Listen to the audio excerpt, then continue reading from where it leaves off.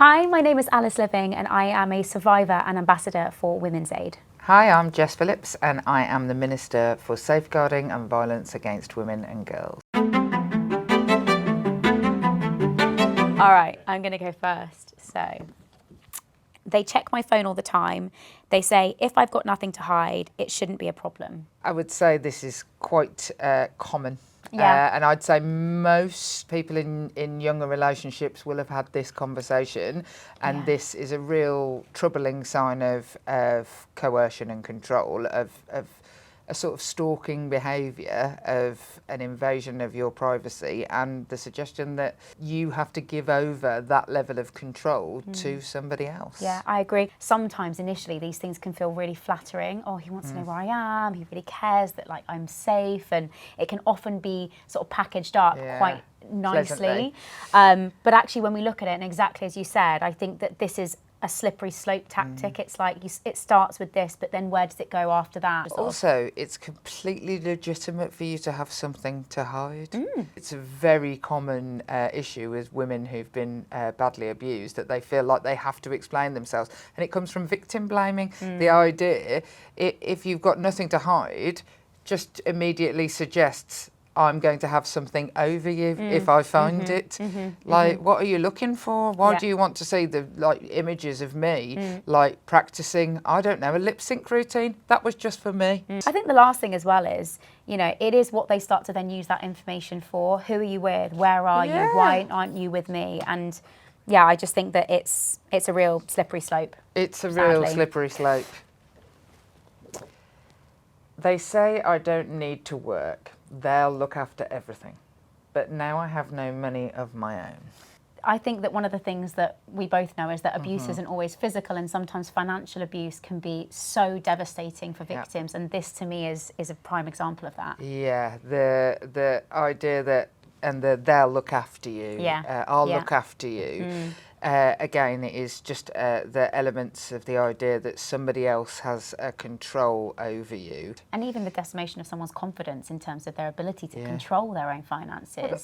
Yeah, absolutely. You know, like just knowing what to do with, you know, how to pay bills, how to do this. Oh no, if I take care of everything, it takes away someone's autonomy. And so many of these things that we're talking about today are about, you know, removing someone's autonomy over their own decisions, their own ability to live their life. And I think that's such a crucial thing to understand. Just isolating a person, just to isolate a person from the people who see them every day is a common tactic of coercive control. And going to work is, for lots of women will tell me, the only time that they feel free is when they're at work. So that's definitely a sign. Although, you know, it does seem really attractive at times. And I think that's the thing, is that there's no such thing as a prince who's going to tell you not to work. I really feel like this is, it's a red flag more than a fairy tale.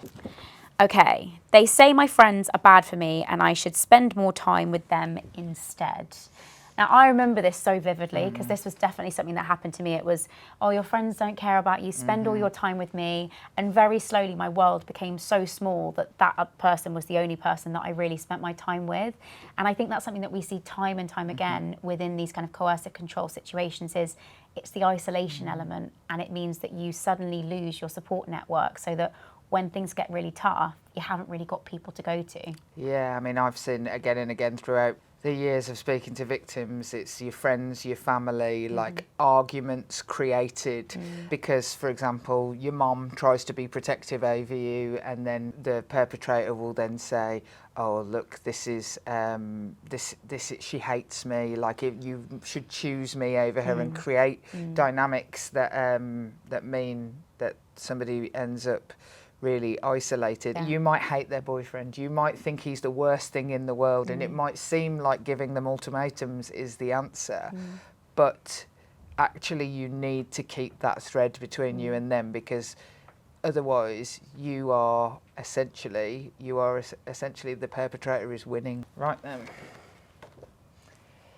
They said if I ever left them, they'd have nothing to live for. I'm going to say I've heard this in a different iteration with almost every single case. This is something that directly happened to me. I remember so vividly sitting on a railway bridge screaming at my, perpetrator to not jump off the bridge, because he was like, if you leave me, I'm going to jump. This is a very clever tactic to put the shame on to you, to say, so if he died, you'd had to explain it to his parents that it was your fault that he died. So Jess and I have obviously had a really interesting discussion there about different versions of coercive control and how they manifest, and hopefully that's been insightful. If anything that we've spoken about today has affected you, Women's Aid is definitely a really great place to go to get help and support and information on any of this stuff. And we really hope that if that is the case, that you can seek the help that you need.